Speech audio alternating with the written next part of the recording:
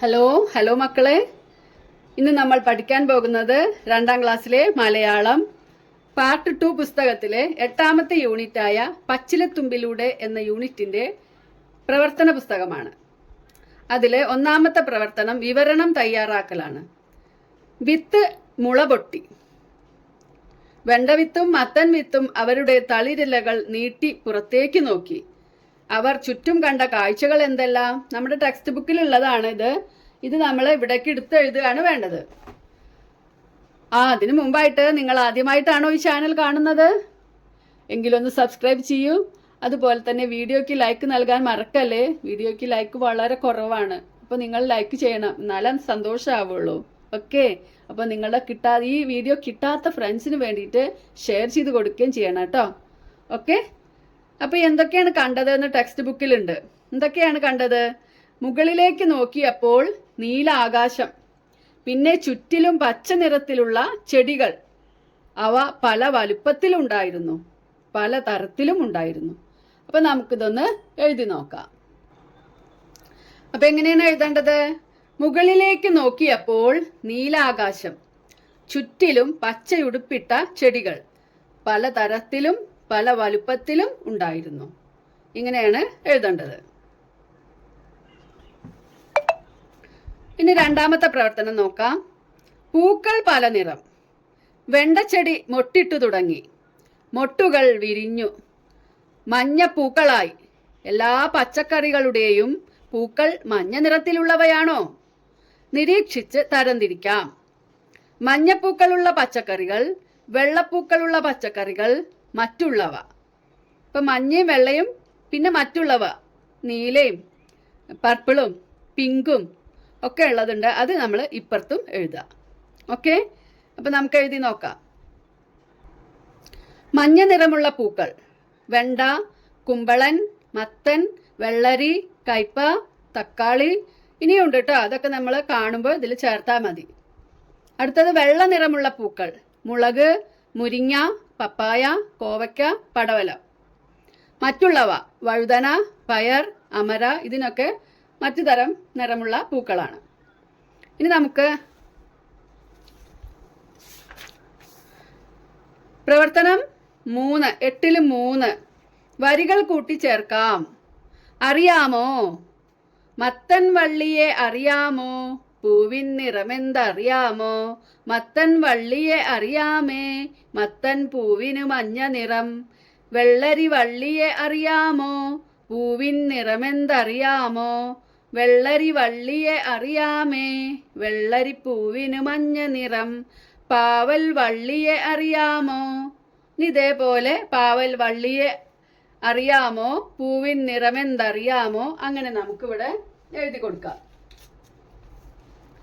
അപ്പം അതിൻ്റെ ബാക്കിയായിട്ടുള്ള വരികളാണ് ഇത്. പൂവിൻ നിറമെന്തറിയാമോ? പാവൽ വള്ളിയെ അറിയാമേ, പാവൽ പൂവിന് മഞ്ഞ നിറം. കോവൽ വള്ളിയെ അറിയാമോ? പൂവിൻ നിറമെന്തറിയാമോ? കോവൽ വള്ളിയെ അറിയാമേ, കോവൽ പൂവിന് വെള്ള നിറം. ഇങ്ങനെയാണ് ഈ പാട്ട് നമുക്ക് ഇവിടെ എഴുതേണ്ടത് കേട്ടോ. ഇവിടെ കണ്ടോ, ഇത്രയും സ്ഥലത്ത് എഴുതണം. ഇനി പ്രവർത്തനം 4, 8ൽ 4 കണ്ടെത്തി എഴുതാം. വെണ്ടച്ചെടി തല ഉയർത്തിയും മത്തൻ വള്ളി മണ്ണിൽ ഇഴഞ്ഞും കൂട്ടുകാരെ കണ്ടെത്തി. വെണ്ടച്ചെടിയുടെ കൂട്ടുകാർ തല ഉയർത്തി നിൽക്കുന്നവരൊക്കെ കണ്ടെത്തി, മത്തൻ വള്ളി മണ്ണിൽ ഇഴയുന്നവരെയും കണ്ടെത്തി. ആരൊക്കെയാവും കൂട്ടുകാർ? ഇതുപോലെ മണ്ണിൽ ഇഴയുന്ന മത്തൻ വള്ളിയുടെ കൂട്ടുകാരെ ഈ ഭാഗത്തും വെണ്ടച്ചെടിയുടെ കൂട്ടുകാരെ ഈ ഭാഗത്തും നമുക്ക് എഴുതി കൊടുക്കാം. മത്തൻ വള്ളിയുടെ കൂട്ടുകാരൊക്കെയാണ്? വെള്ളരി, കുമ്പളൻ, തണ്ണിമത്തൻ, കക്കരി. ഇതൊക്കെയാണ് നമ്മൾ കാണുന്ന മത്തൻ വള്ളിയുടെ കൂട്ടുകാർ. പച്ചക്കറികൾ കേട്ടോ, അല്ലാത്ത ഒരുപാട് വള്ളികൾ മണ്ണിൽ കൂടെ എഴഞ്ഞ് നടക്കുന്നുണ്ടാവും. അതുപോലെയുള്ളതല്ല, പച്ചക്കറികളിലുള്ള കൂട്ടുകാർ. വെണ്ടച്ചെടിയുടെ കൂട്ടുകാർ: തക്കാളി, വഴുതന, മുരിങ്ങ, കറിവേപ്പ്. ഇതൊക്കെ തല ഉയർത്തി നിൽക്കുന്നവരാണ് അല്ലേ? ഇനി പ്രവർത്തനം 5 പാടാം രസിക്കാം. ഇതാണ് അപ്പൂപ്പൻ താടി അല്ലേ? താടിക്കാരൻ എന്നാണ് പാട്ടിന്റെ പേര്. താടിക്കാരൻ ഒരു അപ്പൂപ്പന്റെ തോളിൽ തൂങ്ങിയതാരാണ്? പഞ്ഞിക്കെട്ടിനുള്ളിലിരിക്കും കുഞ്ഞാണിവളൊരു വിത്താണ്. ചിറകുകളില്ലെന്നാലും കാറ്റിൽ പാറി വരുന്ന കരുത്താണ്. ഇതിന് ചിറകൊന്നുമില്ല അല്ലേ?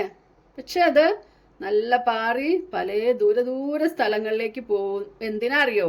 ഇവിടെയുള്ള ഈ വിത്തിന് അവിടെ പാകാനായിട്ട്. ഈ വിത്ത് എല്ലായിടത്തും വീഴും. ഇതിന് യോജിച്ച ഒരു ഇത് കിട്ടിക്കഴിഞ്ഞാൽ ഇത് അവിടെ കിടന്ന് മുള പൊട്ടും, മുളയ്ക്കും. ഓക്കെ, അപ്പോൾ താടിക്കാരൻ അപ്പൂപ്പൻ ആരാണ്? അപ്പൂപ്പൻ താടി. ഇനി അടുത്തത് പ്രവർത്തനം 6 ചേർത്തു പറയാം, എഴുതാം. തല ഉയർത്തി. ഈ 2 വാക്കിനെ ചേർത്ത് പറയുമ്പോൾ തല ഉയർത്തി എന്നാകും. എങ്ങനെ എഴുതുക? തല ഉയർത്തി. ഇവിടെ നോക്കാം. തല ഉയർത്തി. ഇതിനെഴുതുമ്പോൾ തല യുയർത്തി, തലയുയർത്തി എന്നാവും. അടുത്ത വാക്ക് എന്താണ്? മണ്ണിൽ ഇഴഞ്ഞു. മണ്ണിൽ ഇഴഞ്ഞു, ഇഴഞ്ഞു. ഇത് രണ്ടും കൂടി ആകുമ്പോൾ മണ്ണിലിഴഞ്ഞു എന്ന് ചേർത്ത് പറയണം. മണ്ണിലിഴഞ്ഞു. അടുത്ത വാക്ക് ചെവിയിൽ എന്തോ. ചെവിയിൽ എന്തോ. ഈ 2 വാക്കുകൾ ചേരുമ്പോൾ എന്താകും? ചെവിയിലെന്തോ. ചെവിയിലെന്തോ. മനസ്സിലായില്ലേ? ഇങ്ങനെയാണ് ചേർത്ത് പറയേണ്ടത്.